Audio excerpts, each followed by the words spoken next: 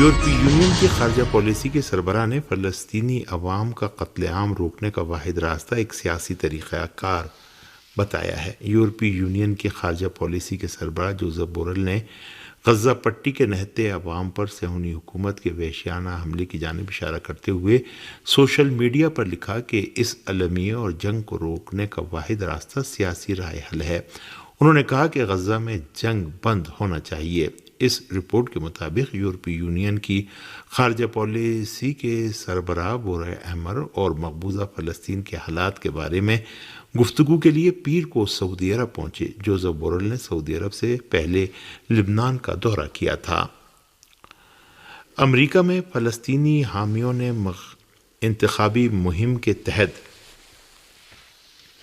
امریکی صدر Joe Biden کی تقریر کے دوران فلسطینیوں کے حمایت اور غزہ میں جنگ بندی کے مطالبے کو لے کر شدید نعرے لگائے، جبکہ یورپ کے بھی مختلف ملکوں میں فلسطین کے حامیوں نے غزہ اور غرب اردن کے عوام سے اپنی یکجہتی کا اعلان کیا ہے۔ امریکہ میں فلسطین حامی مظاہرین نے پیر کے روز فوری جنگ بندی کے مطالبے کے نعرے لگاتے ہوئے امریکی صدر جو بائیڈن کی تقریر میں خلل ڈالا۔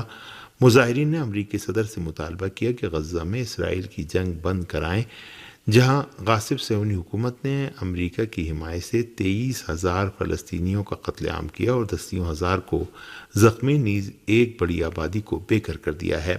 امریکی ریاست جنوبی کیرولائنا میں چارلسٹن کلیسا میں امریکی صدر جو بائیڈن کی تقریر کا پروگرام تھا، جس میں امریکی صدر نے جنگ غزہ میں اسرائیل کی بے تحاشا حمایت کے باوجود اپنے طرفداروں کی حمایت کے حصول کے لیے اعلان کیا کہ وہ غزہ سے اسرائیلی فوج کی واپسی کی کوشش کر رہے ہیں۔ غزہ پر وحشیانہ اسرائیلی بمباری کو 3 ماہ پورے ہو چکے ہیں۔ اس دوران امریکہ کے مختلف شہروں میں اسرائیل کے جرائم کے خلاف اور فلسطینیوں کی حمایت میں مظاہرے ہوتے رہے ہیں۔ امریکی وزارت جنگ نے اعلان کیا ہے کہ اس کے فوجی عراق سے باہر نہیں نکلیں گے۔ امریکی وزارت جنگ کے ترجمان نے پینٹاگون میں ایک پریس کانفرنس میں داعش کو بہانہ بناتے ہوئے کہا کہ مجھے اس وقت پسپائی اختیار کرنے سے متعلق کسی پروگرام کی خبر نہیں ہے۔ انہوں نے دعویٰ کیا کہ ہم داعش کو شکست دینے پر اپنی توجہ مرکوز رکھیں گے۔ اس رپورٹ کے مطابق انہوں نے یہ دعویٰ کرتے ہوئے کہ عراقی حکومت کی دعوت پر 2,500 امریکی فوجی عراق میں موجود ہیں، کہا کہ انہیں اس بات کی کوئی اطلاع نہیں ہے کہ امریکی وزارت دفاع اس ملک سے اپنے فوجیوں کو باہر نکالنے کا ارادہ رکھتی ہے۔ یہ ایسی حالت میں ہے کہ عراقی حکومت نے گزشتہ ہفتے اعلان کیا تھا کہ وہ امریکی سربراہی والے بین الاقوامی اتحاد کے فوجیوں کو باہر نکالنے کا عمل شروع کرنا چاہتی ہے۔ بانی پی ٹی آئی کی GHQ حملہ کیس میں بھی راولپنڈی پولیس نے گرفتاری ڈال دی ہے۔ انسداد دہشت گردی عدالت راولپنڈی میں بانی پی ٹی آئی کے خلاف 9 مئی کے واقعات سے متعلق مقدمات کی سماعت ہوئی۔ بانی پی ٹی آئی کو اڈیالہ جیل سے ویڈیو لنک کے ذریعے عدالت میں پیش کیا گیا اور تمام 12 مقدمات کے SHOs ریکارڈ کے ہمراہ عدالت میں پیش ہوئے۔ تھانہ RA بازار پولیس نے عدالت کو بانی پی ٹی آئی کی GHQ حملہ کیس میں گرفتاری سے متعلق آگاہ کیا۔ واضح رہے کہ بانی پی ٹی آئی اس وقت توشہ خانہ اور 190 ملین پاؤنڈ ریفرنس میں جوڈیشل ریمانڈ پر جیل میں ہیں۔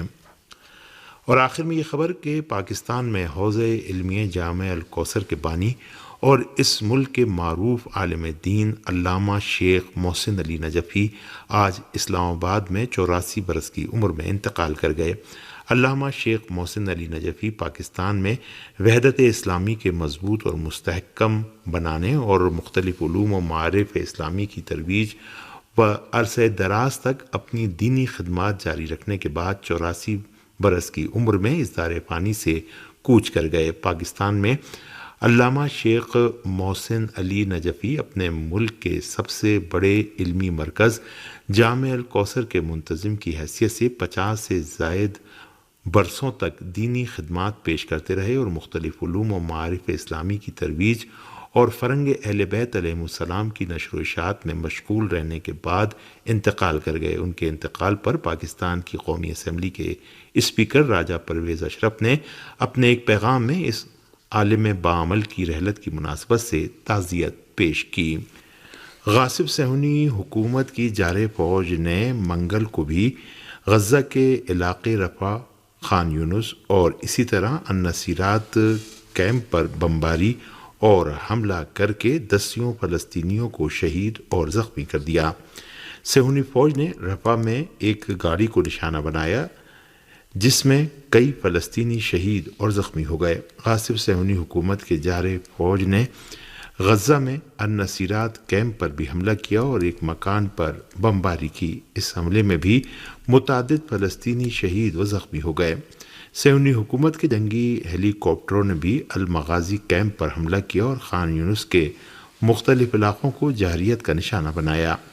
فلسطین کی تحریک مزاحمت کے مختلف گروہوں نے بھی صہیونی جارحیت کا ڈٹ کر مقابلہ کرتے ہوئے مختلف علاقوں میں صہیونی فوج کو خاصا نقصان پہنچایا۔ غاصب صہیونی حکومت کی جارح فوج نے غزہ کے ساتھ ساتھ غرب اردن کو بھی جارحیت کا نشانہ بنایا، جہاں صہیونی فوجیوں نے براہ راست فائرنگ کر کے کم سے کم 3 فلسطینیوں کو شہید اور درجنوں دیگر کو زخمی کر دیا۔ غرب اردن میں فلسطین کی تحریک مزاحمت نے صہیونی جارحیت کے جواب میں قلقیلیہ کے علاقے میں صہیونی فوجیوں پر حملہ کیا اور انہیں خاصا نقصان پہنچایا۔ نور شمس کیمپ کے مختلف علاقوں میں بھی فلسطینی مجاہدین اور غاصب صہیونی حکومت کی جارح فوج کے درمیان گھمسان کی جنگ ہو رہی ہے اور الاقصی بریگیڈ نے صہیونی فوج کو خاصا نقصان پہنچایا ہے۔ صہیونی فوجیوں نے غرب اردن کے شہر الخلیل کے جنوب میں واقع الفوار کیمپ پر یلغار کر کے کئی فلسطینیوں کو گرفتار کر لیا۔ غاصب صہیونی فوجیوں نے غرب اردن کے کئی علاقوں پر بھی حملہ کر کے گھروں کو منہدم اور الفوار کیمپ سے 2 فلسطینی نوجوانوں کو گرفتار کر لیا۔ صہیونی فوجیوں نے طوفان الاقصی آپریشن کے بعد سے غرب اردن میں اپنے حملے تیز کر دیے ہیں۔ گزشتہ کئی دنوں سے صہیونی حکومت غرب اردن کے شہروں اور دیہاتوں کی جانب جانے والے راستوں کو بند کر کے ان کے مختلف علاقوں کو الگ کرنے اور فلسطینیوں کو باہمی رابطہ برقرار کرنے سے روکنے کی کوشش کر رہی ہے۔ دریں اثنا شہدائے الاقصی بریگیڈ نے مشرقی طول کرم میں اناب کالونی کے قریب صہیونیوں کی 2 گاڑیوں پر فائرنگ کی اور انہیں جانی نقصان پہنچایا۔ فلسطینی استقامتی فورس کے جوانوں نے طول کرم میں صہیونیوں کا مقابلہ کرتے ہوئے ان کے راستے میں کئی دھماکے کیے۔ فلسطین کی اسلامی مزاحمتی تحریک حماس نے تل ابیب میں میزائلوں کی بارش کی ہے، جس کے نتیجے میں مقبوضہ علاقوں کے 33 علاقوں میں صہیونیوں پر وحشت طاری ہو گئی اور سائرن بج اٹھے۔ الاقصی بریگیڈ نے اعلان کیا ہے کہ اس نے غزہ میں عام شہریوں پر صہیونی حکومت کے وحشیانہ حملوں اور جرائم کے جواب میں تل ابیب میں میزائل برسائے ہیں۔ عبری زبان میڈیا نے رپورٹ دی ہے کہ گوشت دان اور ہشویلا کے مقبوضہ علاقوں کی جانب تقریباً 8 میزائل فائر کیے گئے، جبکہ 5 میزائل مقبوضہ مرکزی علاقوں پر لگے ہیں اور 33 علاقوں میں خطرے کا سائرن بج اٹھا۔ غاصب صہیونی حکومت کے جارح فوجیوں اور فلسطینی مجاہدین کے درمیان جاری شدید لڑائی کے نتیجے میں غزہ کے جنوب میں ایک فوجی افسر سمیت 4 صہیونی فوجی ہلاک اور 6 دیگر زخمی ہو گئے۔ صہیونی فوج نے اعلان کیا ہے کہ غزہ کے جنوب میں تازہ ترین لڑائی میں ایک صہیونی فوجی افسر سمیت 4 اسرائیلی فوجی ہلاک اور 6 دیگر زخمی ہو گئے۔ اس طرح صہیونی فوج کے اعلان کے مطابق جنگ غزہ کے آغاز سے اب تک ہلاک ہونے والے صہیونی فوجیوں کی تعداد 514 ہو گئی ہے۔ صہیونی فوج طوفان الاقصی آپریشن شروع ہونے کے بعد سے روز ہی اپنے کسی نہ کسی فوجی کی ہلاکت کا اعلان کرتی رہی ہے، جبکہ اس کی جانب سے ہلاک ہونے والے صہیونی فوجیوں کی صحیح تعداد کا صرف اس بنا پر اعلان نہیں کیا جاتا کہ مقبوضہ فلسطین میں اندرونی طور پر سخت رد عمل کا اظہار کیا جاتا ہے۔